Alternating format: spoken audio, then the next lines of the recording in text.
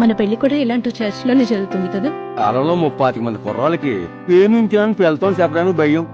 చెప్పారే అనుకుందాం, అది ఇంట్లో వాళ్ళకి చెప్పి పెళ్లి దాకా తీసుకురావడానికి భయం.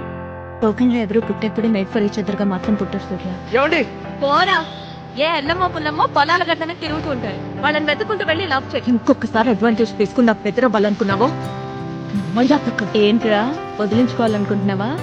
ప్రతి లవ్ ఫెయిలియర్ వెనుక ఒక లైఫ్ ఉంటుంది, మంచి లైఫ్ ఉంటుంది. సూర్య చనిపోయిన విషయం నేను కేవలం విన్నాను, కానీ తన కళ్ళ ముందే అమ్మాయి చనిపోయింది.